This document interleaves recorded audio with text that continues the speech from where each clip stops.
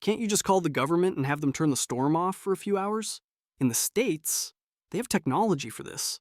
You're just letting nature ruin your tourism industry. It's incredibly poor management. She genuinely thought we could, and should, control the weather for her vacation. I was working the front desk at a hotel in Iceland. An American couple came down to complain about their tour being canceled due to a massive, dangerous blizzard. The woman slammed her hands on the counter and said, "This is unacceptable. We paid to see the Northern Lights." My friend from South Africa was studying in Ohio. Her roommate asked her what language they spoke there. My friend said, "We have 11 official languages, but I grew up speaking English and Zulu." The roommate stared blankly for a moment and then replied, "But you're white. How can you speak African? Don't you have to be black to speak African?" My friend spent the next half hour trying to explain that languages and race are not intrinsically linked. But the roommate just couldn't grasp that a white person could be a native of an African country. I was a guide for a group of American university students at the ruins of Pompeii. One of them looked at the preserved bodies and the destroyed city and asked with a completely straight face, "This is so tragic. Did they know the volcano was going to erupt? Because if they did, why didn't they just call 911? I feel like the emergency response time back then must have been terrible." I had to take a deep breath before explaining that 911 and telephones did not exist in 79 AD. He just shook his head and said, "Wow, they were really unprepared." I was on a flight from New York to London, sitting next to an American businessman. As we were descending, he looked out the window and said, "I'm so excited to see the Tower of London. I've always wanted to see where the Queen lives." I politely informed him that the Queen lived at Buckingham Palace. He confidently corrected me. "No, that's the summer home. The main castle is the tower. It's in all the movies. It's like their White House." He refused to believe me, even after I showed him the official royal website on my phone. My cousin married an American woman who came to visit our family in rural Ireland for the first time. She saw all the sheep grazing in the fields and was absolutely enchanted. Later that day, she asked my uncle, "So, what do you do with the sheep at night? Do you have to round them all up and put them in a barn? Or do you just let the shepherds take them home?" My uncle, confused, said they just stay in the fields. She gasped and said, "But that's so dangerous. What if a lion or a bear gets them?" We had to explain that Ireland has no native lions or bears. I worked at a high-end restaurant in Paris. An American couple ordered a very expensive bottle of Bordeaux wine. When the sommelier presented it, the man waved it away and said, "We don't need to see it. Just bring us 2 large glasses with a lot of ice." The sommelier froze, his soul visibly leaving his body. He tried to explain that one does not drink fine red wine with ice. But the man insisted, "Listen, pal, I'm the customer. I paid for it. If I want to make a wine slushie, you'll bring me the ice. This is how we drink it in California."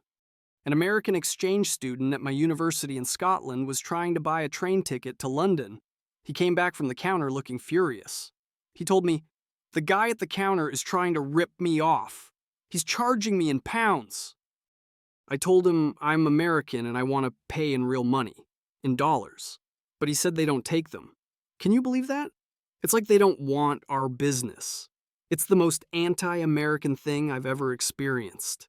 He thought the entire British economy should accommodate his currency. I was on a tour of the Great Pyramids of Giza. An American woman in our group kept asking the guide increasingly strange questions. Her final one was, "I see all the hieroglyphics on the walls, and they're very pretty.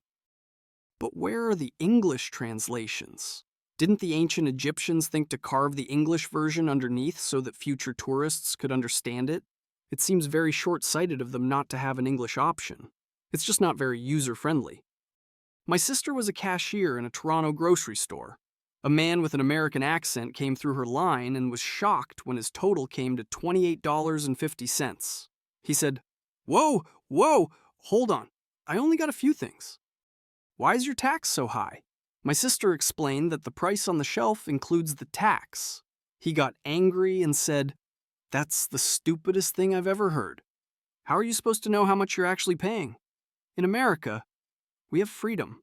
The price you see is the price before the government takes its cut. This is just dishonest. Overheard in a cafe in Vienna, Austria, an American teenager was complaining to her mother, "Mom, I'm so bored. Everything here is so old. The buildings are old. The music is old. The art is old. Don't they have anything new? It's like they stopped inventing things after Mozart died. Why can't we go somewhere cool, like the Mall of America? At least they have a roller coaster." Her mother just nodded and said, "I know, honey. Europe is very quaint, but it's not very modern." I was working at a bike rental shop in Amsterdam. An American tourist came in and asked if we had any bikes with automatic gears. I explained that our city bikes have internal hub gears, which are very simple to use. He shook his head and said, "No, I mean automatic, like a car. I don't want to have to think about changing gears while I'm riding. It's too complicated. In the US, we have bikes that do that for you. You should really upgrade your inventory if you want to attract American customers." A group of Americans came into the pub I work at in Dublin and asked me what our most Irish beer was. I recommended a Guinness. One of them made a face and said, "Ugh, no, that's too dark. It looks like motor oil. Don't you have anything green? It's Ireland. Everything is supposed to be green. We have green beer for St. Patrick's Day back home. I thought you'd have it all year round. It's a bit disappointing, to be honest. It feels less authentic here." I was on a bus in Florence, Italy, and an American woman was talking loudly on her phone. She was complaining to someone back home. "The drivers here are insane. They drive on the wrong side of the car. The steering wheel is on the left. It's so confusing and dangerous. I have no idea how anyone gets anywhere. They should really adopt the American system, where the driver is on the left. It's just safer and makes more sense. It's the universal standard, for God's sake." I had to bite my tongue to stop from telling her that Italy, like the US, drives on the right. An American tourist at the British Museum was staring at the Rosetta Stone. He flagged down a museum employee and said, "Excuse me, I have a question. This is the Rosetta Stone, right? The software? I use it to learn Spanish. Why do you have a giant rock version of it in a museum? Is this like the original hard drive? It seems really inefficient. The app on my phone is way more portable." The employee just stood there, blinking, for a solid minute before walking away. My Canadian friend was in a history class at a US college. The professor was talking about the War of 1812. A student raised his hand and asked, "I don't get it. If we were fighting the British, why did we invade Canada? Weren't they on our side?" The professor explained that Canada was a British colony. The student replied, "So, they're still our neighbors. It's like attacking Mexico because you're mad at Spain. It just seems really rude." I was working at a hotel in Queenstown, New Zealand. An American guest called the front desk at 3 a.m. in a complete panic. He was yelling, "There's something wrong with the moon. It's upside down. The crescent is pointing the wrong way. Is it a reflection? Are we in some kind of dome? What is happening?" I had to calmly explain that because he was in the southern hemisphere. His perspective of the moon was different. He was convinced it was a conspiracy.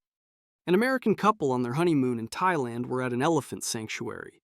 After the tour, the wife asked the guide, "The elephants are amazing, but do you have any that are a bit smaller, like puppy-sized?